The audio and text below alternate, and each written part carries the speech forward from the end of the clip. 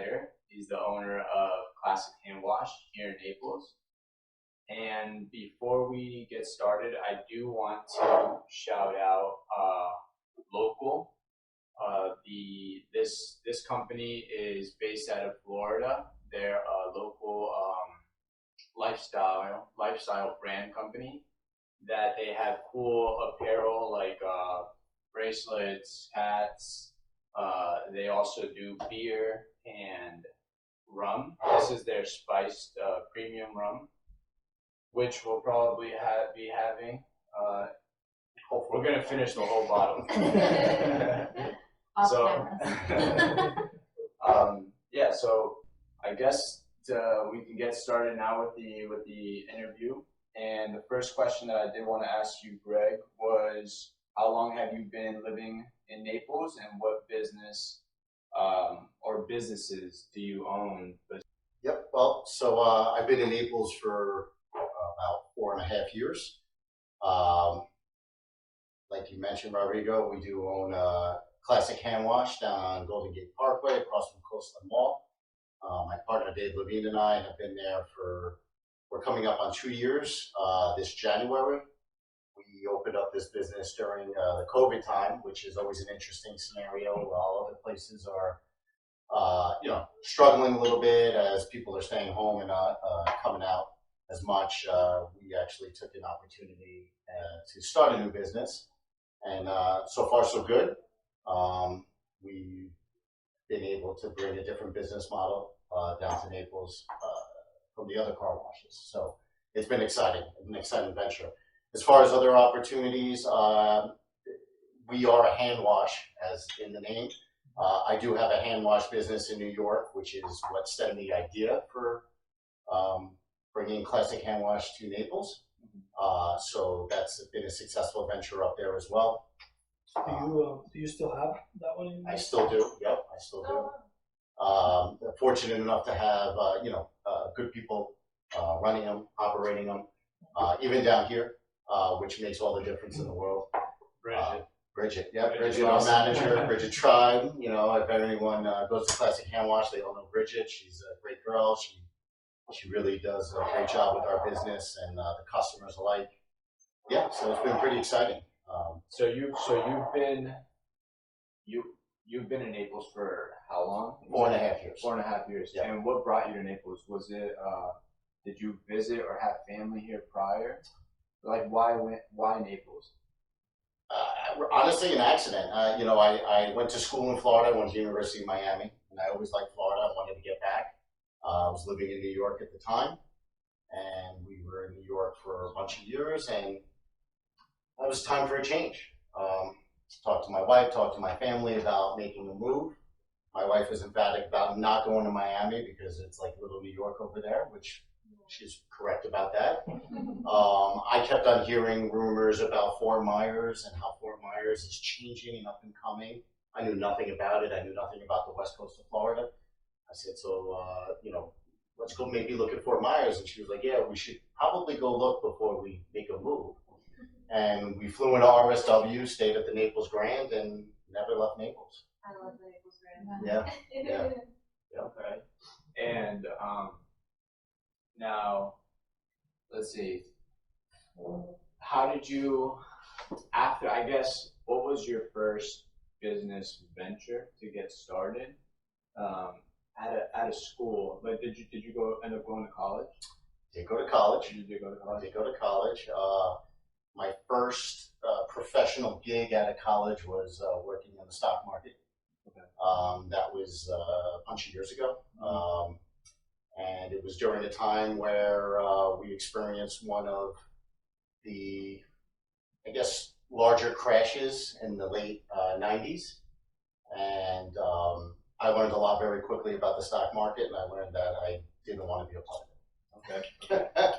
So, and then after that, what did you get into after, like business-wise? So after that, I got involved in healthcare. I was involved in skilled nursing facilities, otherwise known as nursing homes. I worked in family business for a little while. I learned all about Medicare, Medicaid, and all the different types of services that are provided in those types of settings.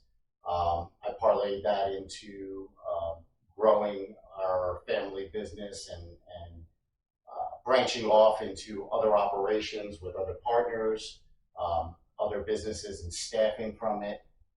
So it really gave me a foundation of my business career. Healthcare is definitely an interesting venture. It was very good to me.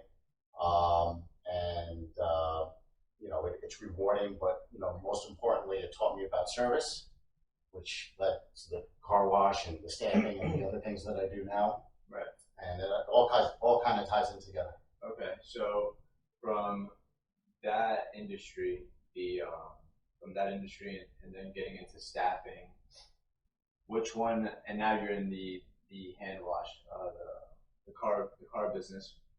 Out of those three, which one do you prefer, or did you find had the most obstacles or hurdles to get over out of those three? Because they're all, besides the staffing and the healthcare industry, I'm pretty not the same, but they're similar. I'm assuming in Service, yeah. Service. Yeah, yeah. Which one would you say has the most hurdles to get over? Well, healthcare for sure. I mean, when you're involved in healthcare and you're dealing with people, you're dealing with staff, you're dealing with human beings, and then you're taking care of human beings, there's a lot of unknown. Okay. And when you're in certain settings, as an operator, it's very difficult because you're managing people that are doing their job or are supposed to be doing their job, taking care of loved ones. And all you could do is train them and give them the best policies and procedures to do it the right way, but you're not there all the time, and you can't control what they do all the time. And that was very challenging because a lot of the times, unfortunately, things weren't done the way you would have liked to see them done or expect them to be done based on your policies and procedures. So that creates a lot of hurdles. But you find your ways and you learn how to overcome and you learn how to deal with it and you put the best people you can in place and you continue to move forward. Okay, and what would you say, is scale always the direction to go in? Meaning, should that be the goal, to scale? Because I know, I guess most people, when they want to go into business, they want to scale, and it seems like it's the thing to do, but then you get locked in. Yeah, then it comes with the hurdle of scaling and the difficulties in quality sometimes. Correct. And so it's interesting. I don't think there's an answer for that. I think it all depends on the individual and the individual's goals. That's why you have small business, medium business, and large business. People have different desires. They have different things that they want to accomplish. I've been a part of larger businesses, not large business, but larger businesses, and I've been a part of very small business where it's only been hands-on for myself. When it's hands-on for you as a business owner, that's what you're doing on a day-to-day. It's very difficult for you to go and do other things or explore other opportunities because you are doing what you need to do for your business at that time. If your goal is to grow and your goal is to become bigger, then you have to learn how to let go a little bit. You have to bring in people. You have to trust those people. And anytime, in my opinion, or my experience, when that happens, there is a loss a little bit from how you would do it. Because not everyone's going to think the same way you're going to think. Not everyone's going to react the same way you react. So it is all up to that individual and what their desires are. So you think delegating plays a big part in the business, right? In delegating to the right people. Yes, I mean that's in order for you to keep growing. 100%. You can't do it.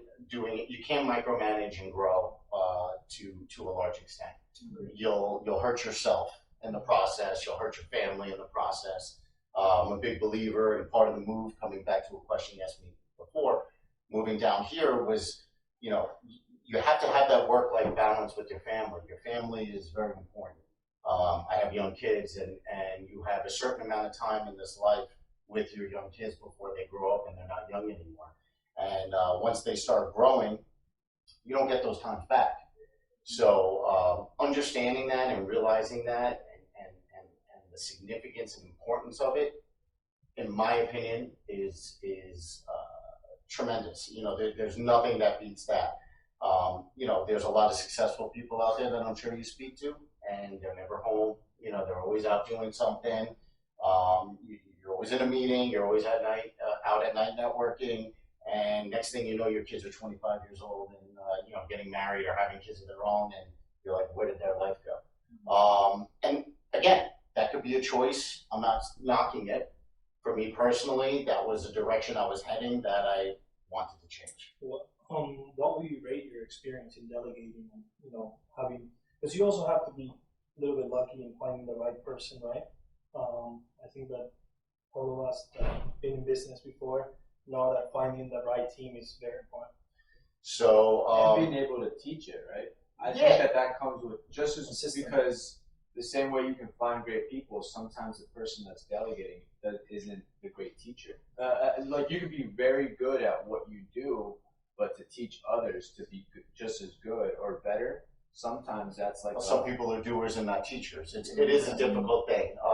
Staffing is the most difficult thing there is out there. First of all, it's at all levels of your business, and I'm not talking about the staffing business. I'm talking staffing your own business. Finding the right people, like you said, the cost involved in that. It all comes into play. It takes a unique personality to be able to do it, and you really have to have passion for what it is that you're doing for that to come through, especially when you're not the best teacher, right? So people need to vibe off of you. They need to feel that and say, well, you know, this guy's really passionate about, you know, the marketing venture that we're going on, and I want to be part of that. And that's how people kind of wrap around you. Right. Makes a big difference. Right. And so where do you say you guys are at right now with classic hand wash, with what just with kind of the hurdles that have already been in place with coming off COVID and then Hurricane Ian just recently? Has that affected you guys in a negative way or positive?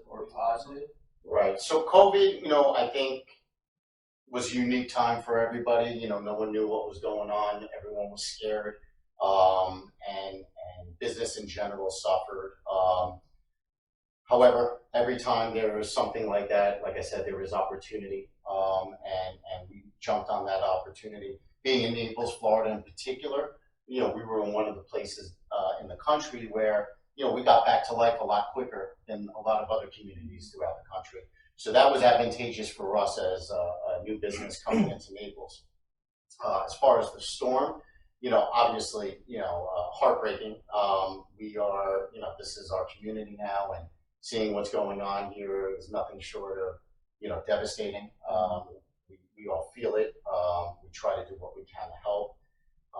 And as far as business goes, though, in the immediate aftermath of it, after initial cleanup, it was a spark for us.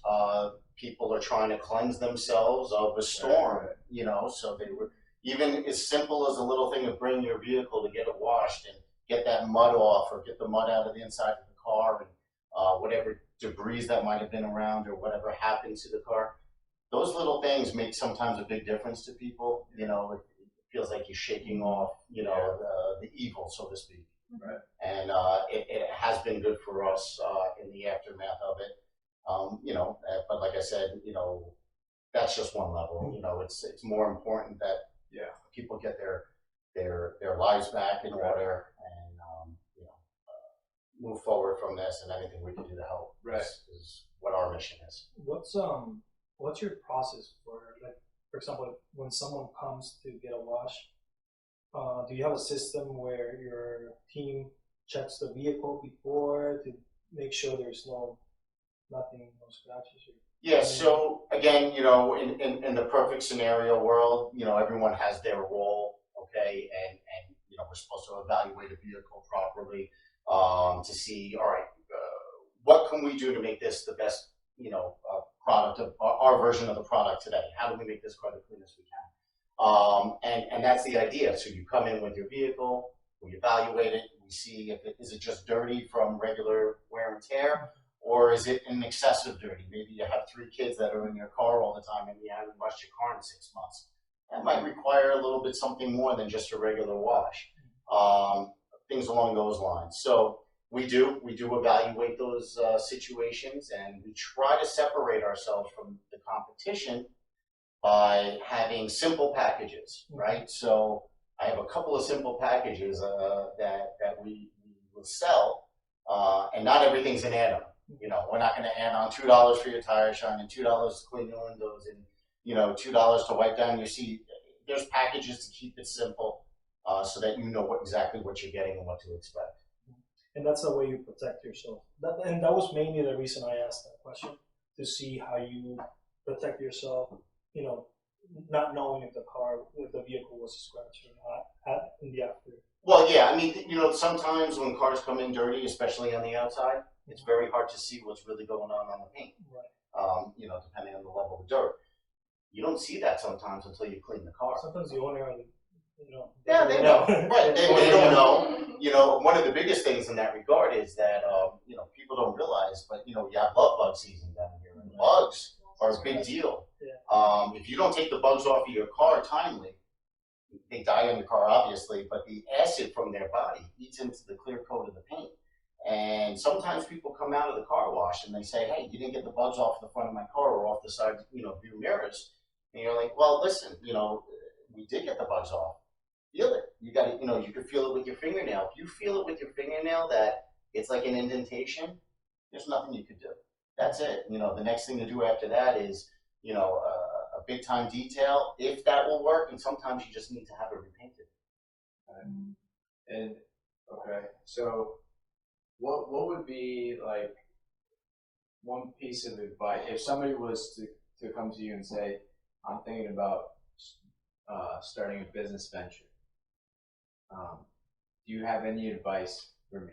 And when it comes to branching off, leaping into working for myself and starting my own business, I know there can be there's so many things because it's very complex. But what would you say for you is the one thing that somebody has to know before getting into any business? So someone a lot smarter than me taught me as I was going through my processes, and he said to me one thing, and I think it really sticks all the time. Small risk, small reward, big risk, big reward. You go out into a business and a venture of your own, it's a big risk. And but the reward is also going to be big if you hit it. And again, this doesn't diminish, people that work for other people. No. By any means, but it takes a certain type of personality and a certain type of person to be able to go out into the world on their own without the security of getting a paycheck in what we call a 9-to-5 situation, and having to do that for themselves. Yeah. So you need to have balls. Yeah. It is what it is. It's almost I literally was thinking that. I don't know what you were going to say. Yeah. I was trying to think of something else. Balls just came to mind. It's like you need to be okay or know that you're stepping into like a ring where you're going to get knocked out. Yeah. Or you are the only one that's going to make the difference. Yeah. Right? So if you want to get paid today, it's going to be because of you. If you don't get paid today, it's going to be because of you. Right. And most of the times, when you're doing all these accomplishments, right, in your business, the reward sometimes doesn't come instantly. It comes a lot of effort. Yeah, it comes after months later, or you see it come around eventually. Right, and then that's all going to depend on the type of business that you do. You could start something today and be profitable day one, depending on the type of business it is. If it's a service-oriented business and it doesn't require much startup capital, yeah, you could get that done. If it's a product that you're creating and selling retail, you're going to probably have to invest a bit and wait and market, right? This is what you guys are going to do. before that product is really out there and before it catches traction. You know, like these guys local, I'm sure they have a significant investment into their company. You know, they started with the outerwear and all that stuff, which is pretty cool, by the way. And then, you know, goes into alcohol, you know, which again, they're two winners. But believe it or not, how many companies out there do you know or have you heard of that have failed alcohol-wise and apparel-wise? Right. It's not an easy thing. Right. It's not an easy thing. Sometimes you have to make those pivots. Who knows why make Take a chance being in the right place at the right time. Sometimes who you know, you mentioned it before. You know, you could be the smartest person in the world. Every successful person ever has probably a little bit more than a little bit of luck behind them. Yeah. In your opinion, I mean, what do you think? How underrated is the lifestyle of a business owner? Underrated? Yeah. I think it just seems sometimes to like the masses that you start a business, you work less, or you're in control. You know, you hear that sometimes. And it depends again on how you utilize your time. But I think about that a lot. You know, I think the real answer to that is the grass is always greener. You know, when you work for somebody and, you know, you're under somebody telling you what to do and how to do it, but you get your check every week and the security's there, you know, people are like, oh, I wish I had my own freedom and my own business and then, you know, and I could be like that. And then on the flip side, when you run a business, especially if things aren't going well for a particular time, people start thinking, oh, how nice would it be to work 9 to 5, cut off my phone at 5 o'clock, not answer and not speak to anybody and get my check every Friday. You know, so I really believe the grass is always greener to that effect. You know, the only thing I'd say is if you have your ideas and you have your motivation and your drive, then you follow it. You follow your dream. You take a shot, you know. Have you ever felt that way as a business owner? Absolutely. Absolutely. Yeah. You know, sometimes it's just a lot of stress all the time, really, for business owners, right? For the majority, maybe not every. It depends where you're at in your business, I would assume, but there's variables. There's always things, you know, that other people don't think about. As a business owner, right, let's take the car wash, for example. You know, people come in and let's say you have a whole line of cars and you're just ringing people up and think, oh, these guys are printing money, right? You hear that term a lot. They're printing money. You know, but what they don't realize is that if something happens, right, if that car gets damaged, if there's a scratch, if there's an accident, God forbid, if somebody gets hurt at work, if someone slips, you know, hurts their hand doing something, these are all things the business owner has to take care of and worry about and make sure, you know, it's addressed properly. It's not just what it seems. You know, there's a lot that goes on behind the scenes. And that's what a lot of people don't realize. People see business owners going out and having lunch because they could go take lunch when they want because no one's telling them they can't take lunch now, and they say, that's what I want. But they're not thinking about, you know, what is on that person's mind or what they dealt with that morning and the night before. Right. Yeah. And that's part of the game too, right? That's what they have to see. Basically, they just have to see the movie, not the behind the scenes, right? That's what we have to make them. Well, you got to see it all. You got to see it all. You got to see it all. You know, when there, it's not the success of a business isn't all that glamorous. It takes a lot of work and a lot of effort. And you know, again, sometimes people are lucky and they step into it just like anything else. But for the most part, everything that you see successful out there took a lot of blood, sweat, and tears. Right. That a lot of people don't realize. Right. Do you believe that you have to love what you do? I think it helps a lot. Yeah. I don't think you have to. I think there's people out there that are driven and they're driven by different reasons. Maybe they're driven by strictly money. And that could do it for you because you love money and I could do whatever I want to get that money. I think as a business owner, being passionate about your particular business definitely helps the success of that. Right. Because then it doesn't feel like work all the time. It's something that you want to do. Or especially when things are not going good, that's when passion kicks in. Well, it keeps you going a little bit and keeps you from folding up. But when it all comes down to also commitment to, which is another thing that seems to be lost today by a lot of people. Commitment's a big thing, and you either commit to an employer or you commit to yourself, and whatever that commitment might be, everything's like this. Relationships are like this, work relationships, businesses. You got to be able to ride the ups. You got to be able to ride the downs. That's life, and that's what more folks need to realize today, is that it's not always great. Sometimes it hurts, but you work hard to see the sunshine again, and that's the key. Right. And now, being in Naples, what do you think about Naples itself with the businesses growing, and it feels like almost every day there's a new business in Naples. Sometimes I feel like there's more businesses than people in the off-season. There's just so many businesses now. What do you think about the market in business here? I'm a tremendous fan of Naples. I think it's the best move I made in my life, to come down here. I think the businesses coming in, hopefully there's a need, for them. And what's happening here is that it's becoming more of a full-time town than a seasonal snowbird town. And the businesses coming in are supporting that need. I live in North Naples, so in North Naples you see a lot of full-time people as opposed to where the car wash is down, closer to downtown Naples. And as May rolls around in the summers here, you see the population shift. But I think it's a great thing. Of course, again, I'm from New York. I have a little bit of a different view with it. I do like it being a little quieter down here than people rushing in and turning into a lot of people say it's turning into Miami. I'm sure some of the Naples natives are a little bit upset with all the growth down here, but So overall, different than Miami, though. No, it is totally different. But people worry that it's turning into Miami.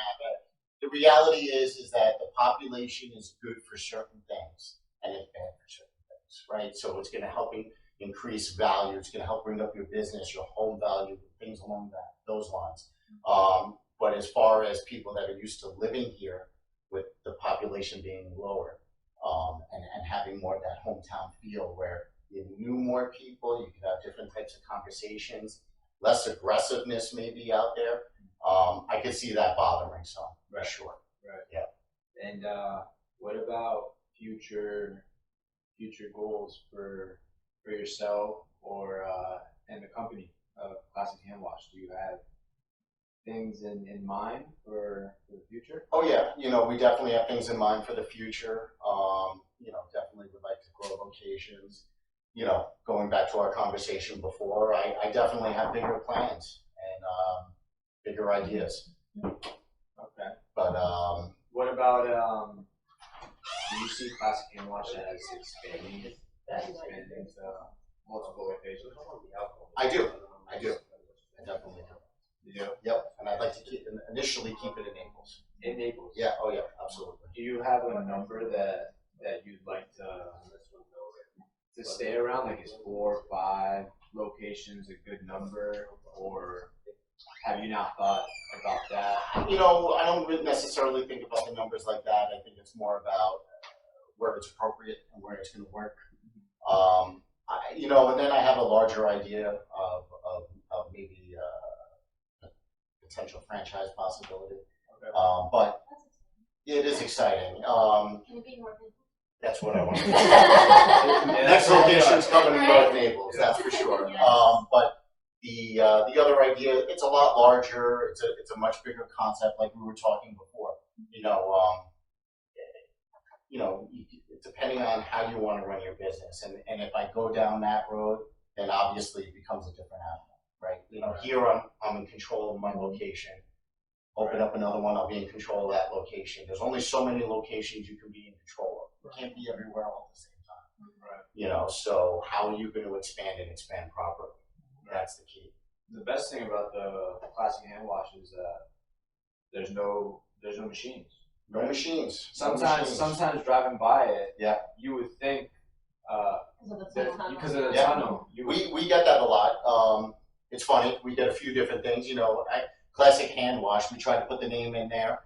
Some people think it's a place to come and wash your hands. But we do have a tunnel like a traditional car wash would. And people do think that sometimes that we have equipment in there, and I think they skip over us because they don't want that. It's funny. In the car wash business, there's been shifts throughout, like anything else throughout the generations, and it started off kind of the way that we are now, where you ever watch the movie Car Wash from back in the day, it was all guys washing cars in the line through the tunnel, no equipment, no nothing. And then it turned into completely automation. And now as cars have evolved and paint has changed and the value of cars have significantly gone up and different techniques out there like ceramic coatings and things like that, hand wash is starting to become big again. So people don't want the equipment touching their cars because it does create damage after a certain point. Like micro scratches. Micro scratches, sometimes big scratches. It's like anything else, right? You have equipment, you can have newer equipment that's going to work better. And this isn't to diminish my competitors out there and my friends, because some of them are my friends. But it's how you maintain your equipment, right? If you don't maintain your equipment properly, you could have the newest, greatest things in the world, but if they're not cleaned properly, they can still scratch your car. Every time those things spin around, they're picking up debris off a car. It could get stuck in there, and it could come back and swipe up your car. Sometimes it could bang up your mirrors, and it could rip off an antenna. A million different things. It's all maintenance, like anything else. Yeah. Do you offer memberships? We do offer memberships. We offer packages. We try to give our customers the best opportunity they can, especially ones that keep coming back. Obviously, whatever it is that they may like. Some people like packages. Some people like memberships. Some people like to pay as they come. Right. Yeah. Right. From the business side, like for example, I just want to get what you think from someone that's starting a business, right, for the first time, and you open multiple businesses. Where do you think is? Do you feel like? Do you see the advantage of? Of course, it sounds like an obvious question because you have the knowledge, you have experience now. But how do you feel personally when you want to open a business right now? Do you feel like it's easier, so much easier for you now than how it was with your first business when you started? Or, it really is going to depend on the type of business it is. I think, there's so many variables. The first business really that I started, and when I say it was with people as well. It was the staffing from scratch, right? And it was working with other people, and it didn't require me in the beginning getting brick and mortar structure. It didn't require much investment in that regard where I had that much risk. I was actually pretty fortunate in the opportunity. Now, when you start looking at the retail type of business, and depending on what it is you want to get involved in, you got to locate your spot. You got to make sure there's enough traffic in that location. You got to make sure it's affordable for you, that there's enough business you could do in that site. If you're selling things, you could sell enough to support your cost. And then furthermore is that, these are things that you get into, they're commitments, right? I need a lease. So how long is the lease going to be? You don't get a lease for a year. You don't want a lease for a year. You want a longer lease, but you also want to make sure that that lease is going to work with you. So is it harder now? I think depending on the type of business, I think niches, when people have their niche and their particular thing that's different, I think that is always going to help. I think if it's run of the mill and it's not thought out properly, I think it's very difficult. Right. Now, do you have any questions, or Joey, any questions? And I want to ask you, and it's kind of a broad question, but I think everybody has a different answer to it. What drives you? My family drives me. You know, I have a desire to support them so that they can live their best lives that I can provide. And it's important that, you know, you're there and you're involved. It makes a difference for me. You know, this isn't to say I don't like my things and I don't like my stuff. I do. You know, I could be a little materialistic or whatever. I like my cars and driving certain things, and but at the end of the day, it's the family that drives me. It's being able to provide a lifestyle where we could be there for my kids. You know, where today it's very difficult to do that. You know, usually where both parents have to work, and Is your wife also involved in the car wash? my wife helps out with everything. You know, there's no particular role. I love her little pictures. Yeah. She does her. She's very creative. There's a lot of crafting and things that she does, and creates her own little business at her time. Priority number one is, you know, 3 kids. You know, How old are your kids? I have a 13-year-old and 11-year-old twins. Yep. And you know, they're getting older, you know, but they're still young and they still require and they do things after school, and there's always running around. And unfortunately, you know, there's always a doctor's visit or there's always something, you know, going on like that. But that's priority. And there'll be a time when that will end, you know, and then you could do whatever you want, going back to what I said before. But that's priority right now. Okay, so your youngest are 11. Yep. Both 11. Yep. And you've been in business longer. Right? Yep. Sure. Yep. So this is interesting because what about prior to kids? What was the thing that drove you? So, I mean, listen, you know, I try to be a functioning member of society. I try. Right. But did you have, like, why did you go? Because you've been involved in different businesses. What was that thing that made you say? Was it figuring out? So it's interesting, you know, you bring it up like that. My youngest is 11, my oldest is 13. I'm going to be married tomorrow, 21 years. So I'm married a long time, and you know, working since I'm in my 20s. I'll be honest, when I first started working out there, you know, I was a kid working, you know, I worked for a check, and I lived my life, and we did what we did.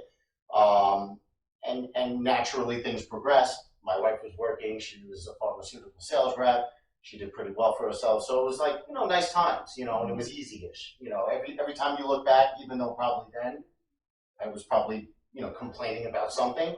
But you know, when you look back at that, you're like, oh yeah, you know, nice and easy. Yeah, it was nice and easy.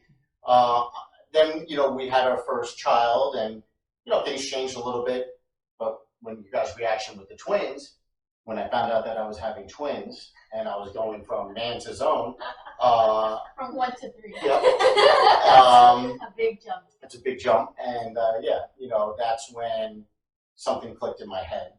And I just got very aggressive because I knew I had to take care of, you know, a party of 5 now. Yeah. Are they identical? No, boy-girl twins. Oh. Yeah. Wow. Okay. Yeah. Well, that's all. Things to look forward to. You guys got kids, right? Yeah. Yeah. See. I always wanted twins.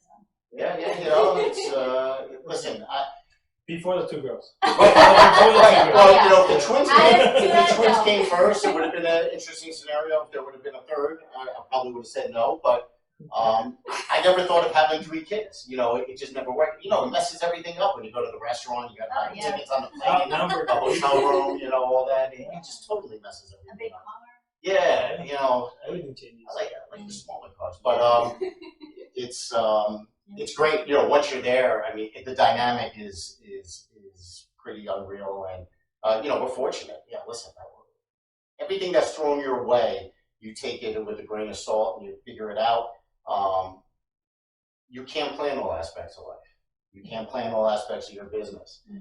Things are going to come your way, and you just got to be able to handle it and Right. take it in stride. Right. Okay. Is there anything else that you'd like to speak about before we kind of finish up here, or say in regards to business or hurdles? Maybe somebody's going through difficult times right now in their business, and just anything you'd like to kind of touch on before finishing up. Listen, I'll say this. I mean, I think, you know, for the folks, whoever's watching this in the Naples area or cares about the Naples area, you know, obviously, you know, Southwest Florida is hurting right now. And it's, I know it's going to come back stronger than ever. But, you know, during that process is going to be a difficult time for a lot of people down here.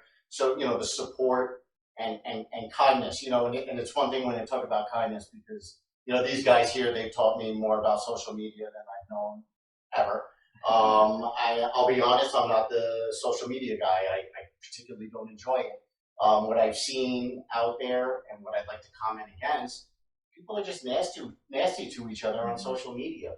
And in the wake of a storm, in the wake of devastation down here, I go on some of our groups that we're on, you know, because it's all good, you know, for the business and, you know, all related, and you want to see what's going on in your community to make sure that you're aware. There's a lot of, I don't know, just people going at each other a little bit, and it's unnecessary. You know, people ask questions. You know, sometimes, yeah, they're asking stupid questions. Don't answer. You know, I come from a generation of, if you don't have anything nice to say, then don't say it at all. That's changed. Yeah, Completely because of the internet. oh, totally. You know, everyone hides behind their keyboard and they feel like they can say whatever they want, and they can, you know, it's justified.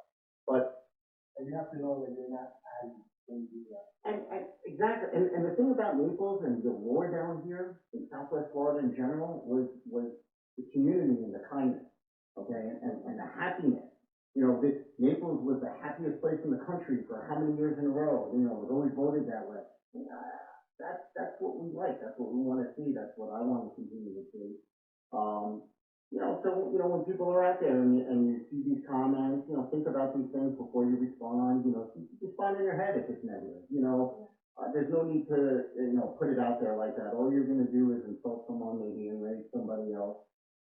And as far as the business goes, I'd say the same thing. You know, to be honest, I know it's important.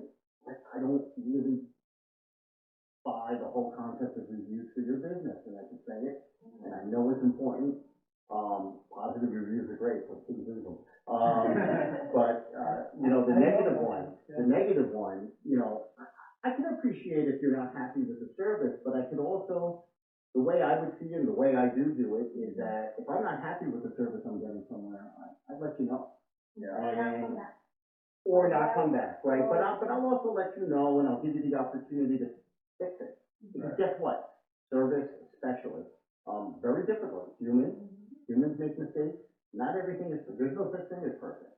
Right. Now, what can be perfect is the person's reaction, the business owner's reaction, the employee's reaction. You're not happy with something and you bring it to someone's attention and they fix it, great, that's all you could ask for. If they don't and they continue to be maybe a jerk about it, like some people are, and I know they are, well, that's another story and I could appreciate it. But I think for most business owners out there today, they're in this for a reason, they like what they're doing, they want to keep their customers happy and coming back. And you got to give them that opportunity to do it, even if something doesn't go right that particular time of year. Right. And as you grow that 1%, it's bigger. Yeah. Right. Yep, absolutely. That's one of the reasons why we've done what we're doing now. To use business owners, the voice, kind of express and tell a little bit more about them. Personally, and all of us, we love business. We're pulling that into the community that we needed to create something. Yep. That will, you know, what do you think about that? No, I think it's a great idea. I think having that voice out there, you know, if I respond to a review aggressively, it's not most that great. You know, and I never want to insult the customer, even if they're not happy. But this forum gives someone like me that opportunity to, you know, voice my opinion towards it, and then hopefully people can understand me and where I'm coming from. There is not a person at my location in Naples that if you're not satisfied with the service that you got, that will not do what they need to do to make you satisfied. Which is great to hear because I think that's the reason sometimes people just choose to leave a review instead of going up to somebody because they don't know what the reaction is going to be. Which you should always, like you mentioned, if you have a bad experience, let them know so that. Well, you're spending money somewhere, right? It's your hard-earned money, and if you spent your money, you deserve to get what what you're buying. And I'm a big believer in that. But you do bring up a point. Sometimes people have a different personality, and they may not be able to have that approach. Every time, and it's only very few. If I get a bad review, our reaction is, hey, come back, give me a call, let me take care of it for you. Can I tell you how many times that happens? One person called me back in all the years I've been doing business. He said, well, you told me to call you. And I said, well, listen, you weren't satisfied. Come back, it's on the house. Let's make it right by you. I want to show you what we can do. As I said, I appreciate it. Thank you for reaching out. Never came back. Never came back to get the service. Oh, gotcha. So, what do you do? Right. There are things that aren't for everybody. Right, exactly. Okay, well, perfect. I mean, on that note, I think that deserves a shot. Somehow I scored myself the biggest one, and it definitely is not on purpose. But all right. Thank you for being part of the first episode. Thank you guys for having me. Yeah, absolutely, and thank you Happy to. anniversary. Oh, yeah. Uh, I could drink in my marriage, 21 this year. We're working on it, not quite yet, it's the kids in the business, that's what happens. Right, and also thank you to Local, the brand, for being the sponsor. Thank you to Brandon and his audience at Naples Photo Blog. Yep, so cheers. Cheers. Thank you, Jeff. That's good. Local.